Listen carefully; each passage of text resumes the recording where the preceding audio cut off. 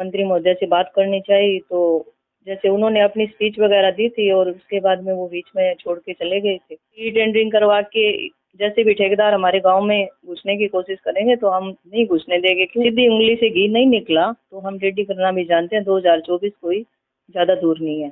ये सरकार e tender से काम करवाती है तो हम रिजाइन दे देते हैं, कोई जरूरी थोड़ी है। नमस्कार, मैं पत्रकार हनुमान पुनिया और आप देख रहे हैं अपनी न्यूज। हरियाणा के अंदर पंचायती राज संस्थाओं का जो दायरा है, जो उनकी शक्तियां हैं, उनको सीमित करने का प्रयास हरियाणा सरकार की तरफ से किया जा रहा है। पहले जहां 20 लाख रुपए तक का जो काम है, पंचायत के जो विकास कार्य हैं, वो सरपंच करवा सकते थे, लेकिन अब उसको घटाकर 2 लाख रुपए किया जा रहा है और इसका लगातार पूरे हरियाणा के अंदर जो है वो विरोध किया जा रहा है। पिछले दिनों हिसार के अंदर पंचायत मंत्री का खूब विरोध किया गया था, हूटिंग तक हुई थी उस कार्यक्रम के दौरान। और अभी 2 दिन पहले सिरसा के अंदर भी पंचायत मंत्री देवेंद्र सिंह बबली पहुंचे थे, उनका विरोध किया गया था। तो ऐसे में आज नाथुश्री चोपता के दड़बकला गांव की जो सरपंच है संतोष बेनीवाल, वो हमारे साथ हैं। उनसे हम बात करते हैं कि किस तरह से क्या कुछ कहते हैं वो।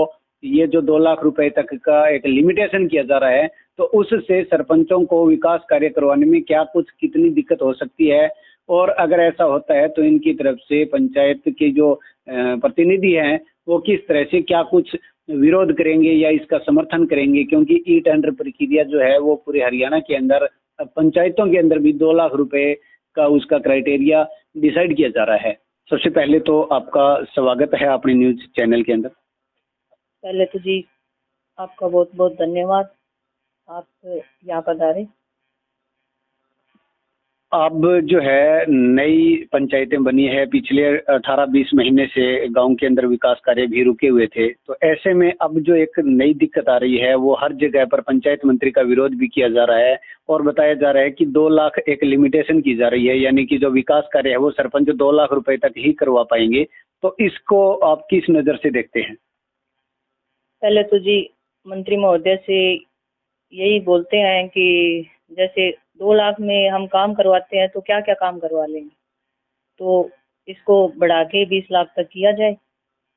अभी जो है 2 दिन पहले यहाँ पर सिरसा के अंदर की अगर बात करें तो पंचायत मंत्री यहाँ पर पहुंचे थे। तो काफी जो सरपंच हैं और प्रतिनिधि हैं वो वहाँ पर पहुंचे हुए थे। तो क्या कुछ वार्तालाप हुई थी, क्या कुछ बात हुई थी इस मैटर को लेकर? हम सारे गए थे, 51 गांवों के सरपंच इकट्ठे हुए थे। तो हमने जैसे मंत्री महोदय से बात करनी चाहिए, तो जैसे उन्होंने अपनी स्पीच वगैरह दी थी और उसके बाद में वो बीच में छोड़ के चले गए थे। तो हमारी वैसे कोई खास करके बात नहीं हुई। तो इस मैटर में हम आगे 24 तारीख को ब्लॉक में मीटिंग रखी हुई है और उस मीटिंग में कोई जो सारे इकट्ठे होकर जो डिसाइड करेंगे वो आगे देखेंगे क्या करते हैं। और मंत्री महोदय हमारी बात सुनते हैं तो ठीक है, नहीं तो उसके बाद में विरोध जो भी है धरना प्रदर्शन करना है वो करेंगे और जहाँ तक हमें जाना होगा हम जाएंगे जरूर। पंचायत मंत्री का एक बयान आया था कि उन्होंने जो है वो कहा था कि इस तरह का जो विरोध हो रहा है उसमें मैं मर्ज समझता हूं उनकी, यानी कि उनके कहने का मतलब ये था कि जो इसका विरोध ई टेंडर प्रक्रिया का, वो विरोध सरपंच इसलिए कर रहे हैं ताकि उनको जो है वो करप्शन करने का मौका नहीं मिलेगा। तो उसको आप किस निगाह में देखते हैं? उनका जो बयान है इस तरह से वो मीडिया में आया हुआ है। हम जी सरकार का विरोध नहीं कर रही, हम ये कह रहे हैं कि आज सरकार ई टेंडर करवा रही है तो उसमें जैसे ई टेंडर करवा रही है तो उसके जो गांव में जो सुविधा देनी है पहले वो तो दे और जो स्टाफ है वो तो पूरा करे। इसमें 100 शायद 150 ब्लॉक है, उसके अंदर 85 तो एसडीओ है और 80-85 बीडीओ होंगे और जेई वगैरह नहीं है। तो पहले हम तो यही कहते हैं कि पहले स्टाफ पूरा करे, उसके बाद में आगे की ई टेंडर है उनकी प्रक्रिया शुरू करें। सरकार मानती है तो अच्छी बात है और नहीं मानते हैं तो हम विरोध प्रदर्शन करेंगे और डट के विरोध करेंगे। और उसके बाद में भी टेंडरिंग करवा के जैसे भी ठेकेदार हमारे गांव में घुसने की कोशिश करेंगे तो हम नहीं घुसने देंगे। क्यों? एक सरपंच की पावर इतनी है कि वो अपने दम पे बहुत कुछ कर सकता है और सीधी उंगली से घी नहीं निकला तो हम रेडी करना भी जानते हैं। 2024 कोई ज्यादा दूर नहीं है। आज टेंडर की बात कर रहे हैं तो टेंडर करवाने का टाइम भी तो होना चाहिए। 6-6 महीने टाइम लगाएंगे तो इतने में तो हमारे गांव वाले हमारे कपड़े फाड़ लेंगे। सरकार एक तरफ कह रही है कि हम ईमानदारी से व्यवस्था बदल रहे हैं, ईमानदारी से हम विकास कार्य करवाएंगे। नहीं, ईमानदारी की बात आती है तो जी, जैसे 5 साल चलो सरपंच रहा है, 1.5 साल या 2 साल सरकार के अंडर में रहे हैं, जो भी कोटा है हमारा जो भी है, तो उस टाइम सरकार ने 20-20 लाख रुपए का सामान भेजा था, जिम का और जो भी है गांव में भेजा था। तो उस टाइम सरकार कहाँ गई थी कि उस टाइम ई टेंडर नहीं हुए? उस टाइम भी इतना सामान भेज रहे हैं, 20 लाख का सामान भेज रहे हैं, तो उसका भी तो ई टेंडर करवा के ही भेजते, वो भी तो हमारे गाँव में दिया हुआ है।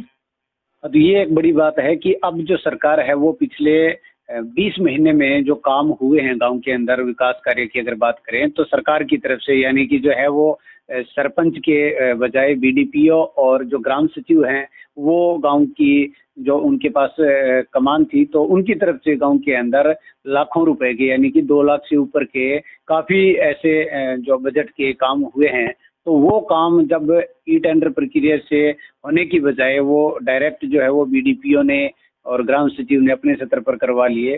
तो इनका कहना है कि अगर वो उस वक्त ऐसा हो सकता है तो अब इनको क्या दिक्कत आ रही है, जब सरपंच जो है वो एक प्रतिनिधि चुना गया है, तो उसके बाद इनको इस तरह से ऐसी जरूरत क्या पड़ रही है कि वो ई टेंडर के लिए इतना प्रयास कर रहे हैं। मेरा तो अभी सरकार से यही कहना है कि हम पे विश्वास ही नहीं है तो सरपंच चुनने कोई जरूरी नहीं थे। क्यों, जो भी काम करवाना है सरकार को ई टेंडर से ही करवाना है, तो हमें क्यों धक्के खिलाए? 2 साल से जैसे काम चल रहा था उसके आगे भी और सरकार कर सकती थी, ई टेंडर से करवाने होते। और आज भी जो सरकार ई टेंडर से काम करवाती है तो हम रिजाइन दे देते हैं, कोई जरूरी थोड़ी है आज ही इस्तीफा दे के हम बैठ जाएंगे घर, कोई जरूरी नहीं है हमें काम करवाना।